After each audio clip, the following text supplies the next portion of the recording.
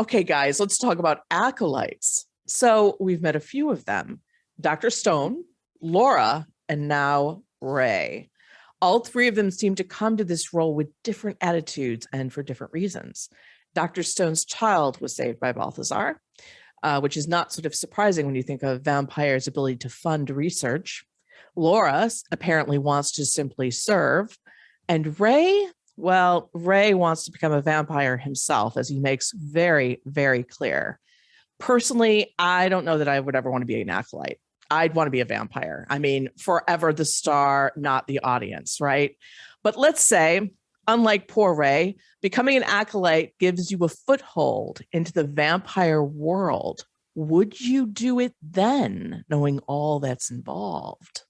If you had asked me chapter 1, I would have said no way. But the more we get into this book and the more we're kind of revealing the universe of the vampires, I'm definitely starting to understand the appeal. If becoming an acolyte was the only way in, as I think it might be for Ray, I could maybe find myself in that unfortunate position. But it is kind of like if I was aware of the world of vampires, I definitely want to be on that side of it, as opposed to just your bog standard human breed, keep your enemies closer. I think I'd want to be an acolyte if that was my only option. But of course, I'd want to be a vampire first. Vampire first, acolyte second. It's pretty cushy, at least if you work under, well, I don't know if you say work under, that doesn't sound right. For Balthazar, he treats his acolytes very well, but as he hints, not everybody does. Well, and he treats Ray well until he doesn't. Mm-hmm. That's exactly true. I actually had a few thoughts. Part of the whole vampire mythos is familiars, and which is essentially kind of what acolytes are. So you've got like Renfield from like Bram Stoker's Dracula, all the way to like Guillermo in What We Do in the Shadows. So like very sort of different things, and it always seems to start with a choice. So they choose to do this. They choose to serve, whether serve or earn, let's say. And that choice always ends up being more of an enthrallment or an obsession, and nobody ends up actually ever becoming a vampire. I don't know any of the literature or movies where these familiars, acolytes in this case, actually get to become a vampire. But anyway, in Everdark, it always seems to be a choice. It does, although they do want some people to always be human because they're using them in order to control the daylight world and obviously the human world. So in some ways, Dr. Stone is unlikely to be turned because they want him where he is in the ER so he can see when things go bad. And here's the thing about that. I think I can see the appeal of being taken care of. So a life of luxury and security in exchange for a bit of blood, maybe like a little information once in a while. It's not that bad. I guess there's the argument that an acolyte could be the proverbial bird in the gilded cage. There is definitely a little bit of that. And I mean, we definitely see that Balthazar chose to spend a lot of time with Ray because he looked a bit too like Christian.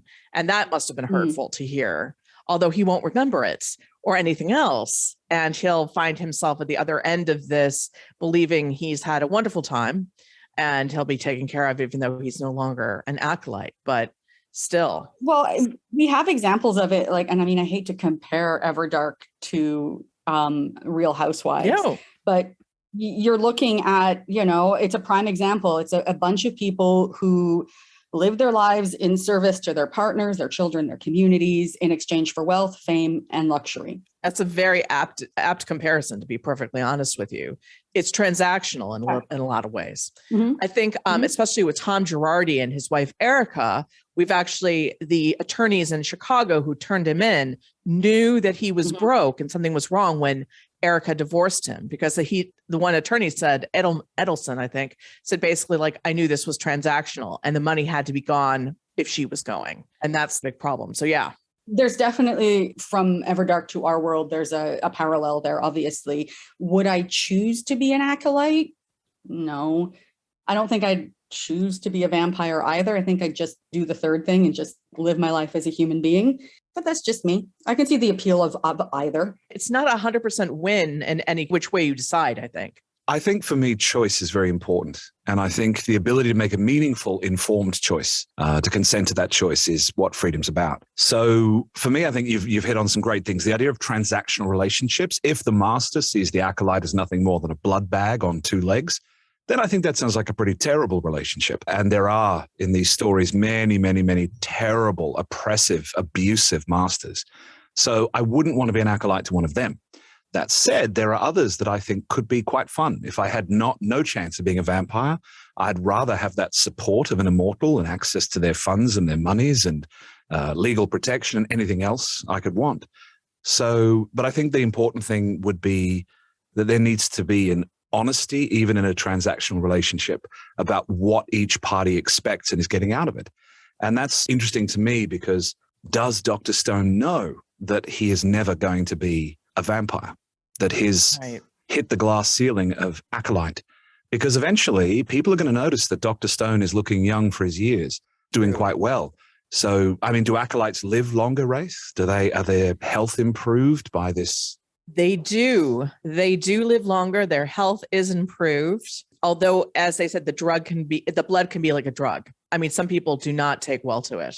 But yeah, it's a good question because I always feel like Dr. Stone doesn't necessarily like being drunk from me. It's talked about again and again. He doesn't really like it because he feels out of control, but he owes Balthazar his daughter's life. So he's not going to betray the man, even though he may not be 100% on board with everything. Absolutely. And I think that's an interesting thing for the vampires who do have the power to take or not. There's no need, is there, necessarily for Dr. Stone to be fed from, with the exception, obviously, of when Damon requests an even dozen acolytes to sustain his hunger. And actually, for me, that was quite a shocking moment. And I did enjoy Arceus's just microsecond of, how many? How many? Right. What now? What are you? Entertaining a king. Yes. One who's starving and is still starving, as we find out later on. Absolutely. Yeah. Bring me a dozen Happy Meals.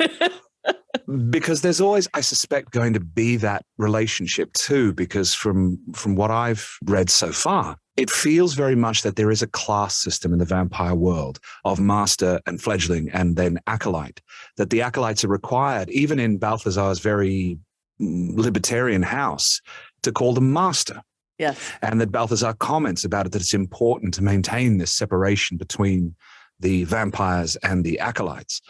And I think anytime you repress or separate or make one group elite over the other, it creates friction. And it can lead to things like Ray's potential breakdown or behavior when he discovers that this creature that he presumably had very strong feelings towards was only using him because he kind of looked like a guy that Balthazar had a crush on. That's very hurtful. It's very hurtful. And in a way, I mean, Balthazar, interestingly, I think would say that by getting too close to Ray, by breaking down some of the formality is where he went wrong. Although the opposite is what you're saying. And I think you may be right, because I think it would make Balthazar more comfortable. Okay. Because now he has to deal with the fact that he's hurt this young man. And because he did care for him on some level, but he's going to have to wipe his mind, give him new memories. He sort of made this mess. And I think for him, even though he's very, I would say, forward thinking compared to a lot of the vampires, as we'll find out about acolytes, he's also still operating, I don't know, almost like noblesse oblige. You know, he thinks of himself and he is definitely noble. And he sees others as peasants in a little bit of the way. So there's that. There it is again, that class divide. Absolutely. And I think that's why I find Balthazar so interesting, because he can control other people's minds, but he also does a number on himself all the time.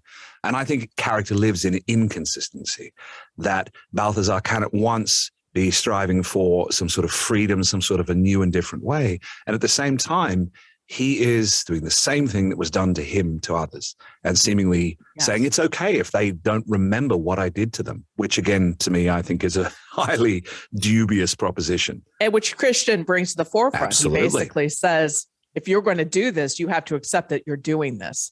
And Balthazar, who wants to please Christian, ironically, very much, because, as a master, he should be pleased, right? But no, Christian hasn't wrapped around his finger. He wants to be the man that Christian would admire. And he's not altogether that man, though. Exactly. And I think there's we were speaking about this idea of transactional relationships and this idea of honesty in every relationship. And I really think that Christian brings that to the relationship, that Christian is really calling out Balthazar very often on his dishonesty. For sure. That, it's traditional for me to do it this way with the acolytes, so it's okay. Right. There's no price to pay if I'm not actually abusing this young man, even though I really am. That's right. And he likes it, and it'll be fine. And I'll give him money, and he'll never remember any of this. Right. But again, what about his choice? What about his right to choose? I hoped you liked this behind the scenes discussion with the cast and crew of the Everdark podcast. If you want to join the conversation, come to YouTube and tell us what you think in the comments. And just so you know, I'm not the only one reading the comments. The entire cast is too, and they're very eager and excited to hear from you. If you are already listening on YouTube, be sure to like and subscribe to get notified when the next episode of Everdark comes out.